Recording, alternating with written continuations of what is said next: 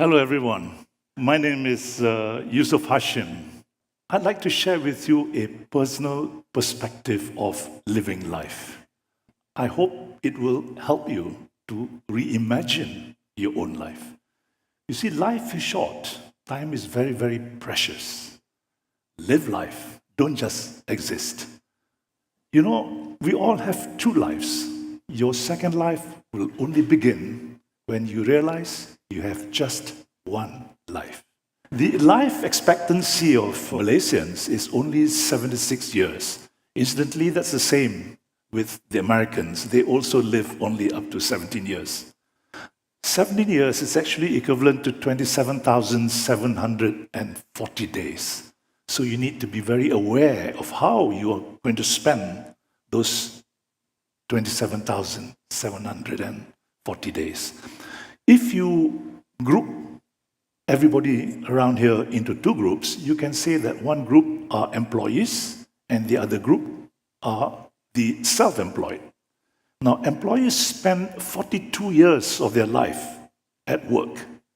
They retire at age 65, they go into retirement, it's only 11 years. By age 65, your body has started to shut down.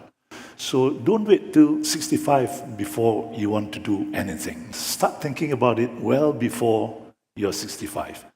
Because employees get a salary every month, they sometimes neglect to save money, to accumulate capital so that they can have a good retirement. On the other hand, if you are self-employed, people like doctors, lawyers, businessmen, and billionaires, they work until they die.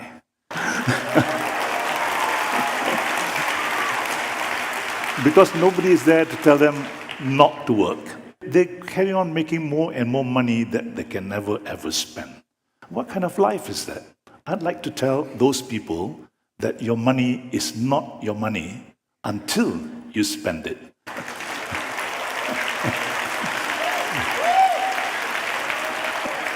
I used to work as a managing director for Shell Chemicals, and I was also retail director for Shell Downstream in Malaysia. But at age 53, in 1999, I decided to quit. I quit at the peak of my career because there were things I wanted to do, places I wanted to see, and I wanted to tick my bucket list before my body breaks down and I can't do it anymore. So by 1999, when I quit and started driving around the world, and I sailed where I couldn't drive. I would like to share with you some of the routes that I've driven. I've driven to more than 100 countries and sailed to the Arctic, to Antarctica. I've driven from London to Malaysia twice, once on the southern route and once on the northern route. I have driven from Kuala Lumpur to India. I have driven from Istanbul to Kuala Lumpur several times. I've driven from Cape Town to Cairo, and from Cairo across the Sahara Desert to Casablanca. I have driven around South America from Buenos Aires to Buenos Aires. Yes. Where I couldn't drive, I sailed. I've sailed to Svalbard. I've sailed to Iceland. I've sailed to Greenland. I've sailed to Wrangel Island, which is the Russian polar bear sanctuary. I've sailed to Antarctica 6 times. I'm going again next month in case anybody wants to come. My interest in life is paramotoring, it's flying. I ride motorcycles. I've been to China a couple of times on my motorbike. I drive 4x4. I've written about 10, 15 books. I'm also a photographer. I've shot about 2 million pictures. Come with me. I will take you on a 60-second lightning fast tour of the world in 60 seconds. This is what it's like to sail in Antarctica and to the Arctic and to Svalbard. And sometimes the sea is very rough, sometimes it's very, very calm, but all the time it's a lot of fun. This polar bear, we watched him hunt or stalk that seal on the top right. And then he came under the ice and ate the seal alive. And on the bottom is musk ox from Svalbard, walrus. And that's the 2 ships that I used to sail to the North Pole. Bottom left is the Donnerwood, which is 100-year-old wooden sailing ship that I use to sail to Greenland. And in Greenland, at night when the sky is clear, you can see the aurora borealis. These are some wildlife from Antarctica: breaching whale, albatross, rockhopper penguins, and gentoo penguins. Did you know that there are no penguins in the North Pole and there are no polar bears in the South Pole? Penguins can only be found in Antarctica. And I love trekking, and these are some of the pictures I shot when I was trekking to the base camp, Everest Base Camp, to Kilimanjaro Base Camp, and to Mount Fitzroy in the Andes Base Camp, and also to the Annapurna Base Camp in the Himalayas. Some pictures of deserts in Africa. The picture on the bottom left is Erta Ale, the most active volcano in Africa. We had to climb it at night, and that picture was shot from the rim of the volcano looking down. And these are some of the strange customs that you can see in the rest of the world if you go out there and see it. That young lady is actually trying to coax the cow to give more milk. When the cow has a calf, it tends to restrict the flow of milk to reserve some for the calf. But they have found that if you blow into the cow's vagina and then caress the udder of the cow, it will produce more milk. It's true. I've seen it. And this lead plate, the bigger the plate is, the higher will be the dowry that this young lady will get. And these are some animals from Africa, more animals from Africa. The top right picture happens once every year in August, when 2 million wildebeest will cross the Mara River to get to the other side to follow the rains. And they get attacked by crocodiles when they do so. So, if you want an exciting second life, during the work phase of your life, you should focus on trying to create an investment portfolio that can yield a passive income flow of at least 75%. 100% better. Once you get 100%, you can stop work and not carry on working, making more and more money that you can and never ever spend. Okay? And the second thing is, once you've made your money, don't ever be reluctant to spend your children's inheritance. Your money is not your money until you spend it. It's very easy to make money if only you will focus on doing it. For example, stop drinking high-bucks coffee.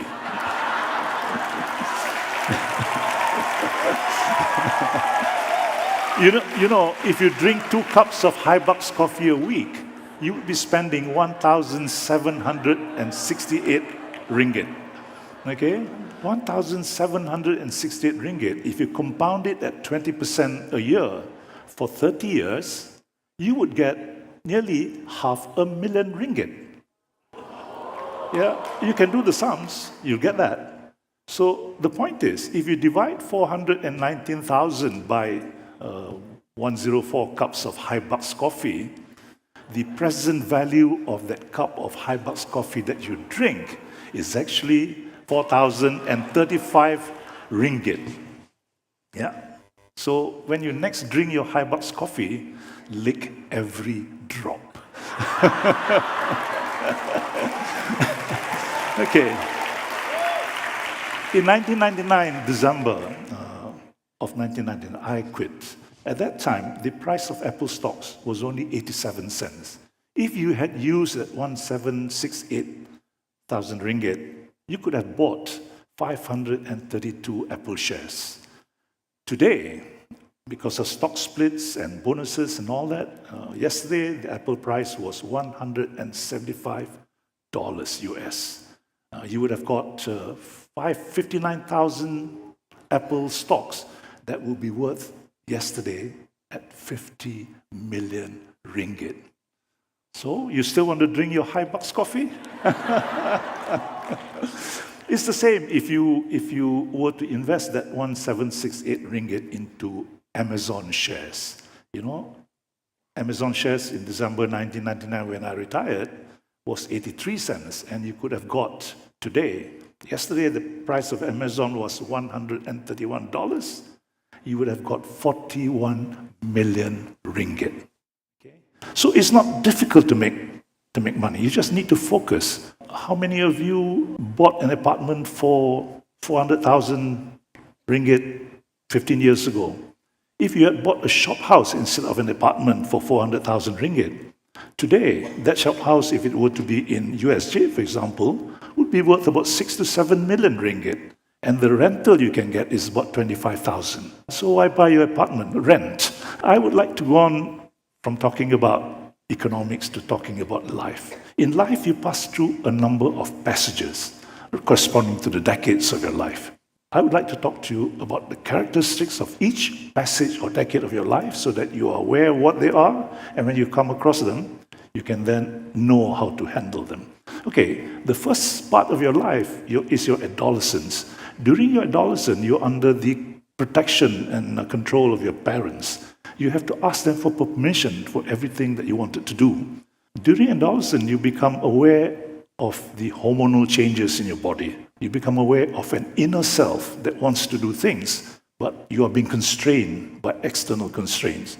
What you don't realize is that your parents, your teachers, the adults around you, your priests, they're all trying to brainwash you, trying to change you and make you or turn you into a self-regulating adult, into a self-sustaining adult, so that when you are in your 20s, you get your degree, you get your first job, then you can look after yourself and hopefully you can control yourself. So in your 20s, I call it your trying 20s, you're trying the different uniforms of life. You're no longer under the control of your parents. Some go overboard, they have tattoos on their face and in places where the sun never shines. And they even do destructive addictions or dangerous sports. Yeah? Some get married, you have children, you focus on your job and so on. And then you enter what I call your turbulent 30s. Your decisions in your 20s come back to haunt you. You might be dissatisfied with your job. You might change jobs. You might get divorced. You might become a single parent if you have got kids. Yeah? Many of you will fall into debt. Mortgage, your car loan, your credit card loan and all that.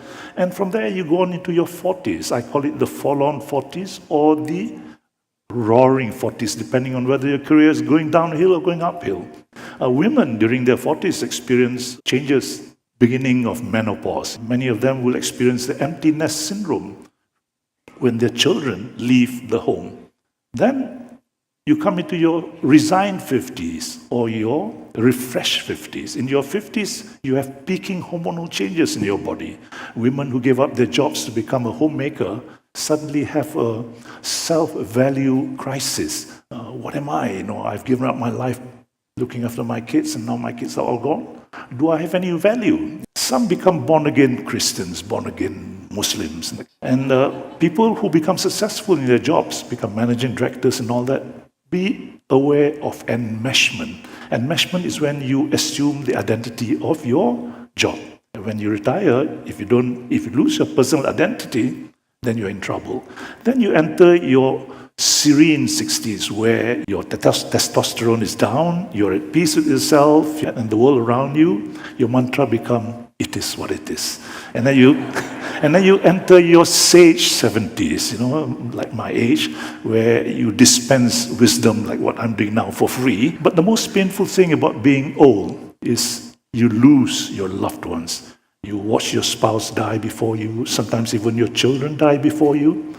And for those with diseased bodies, death might well be a welcome relief. Throughout all of your life, you are always in conflict with your inner self and these external constraints. So, I want you to anticipate all these changes in your life, so that you can then prepare to face and to manage them. I will leave you with 7 takeaways. Life is short and finite. Live life, retire early. The world out there is beautiful. Make sure you go out and see it before life leaves you. In 3 stages of life, in your work stage, make enough money for retirement. And then the passage of life, 8 of them, I just spoke about it, unmeshed during your last period of life, or your career, and develop friendships outside your work area. Spend your children's inheritance. Thank you very much.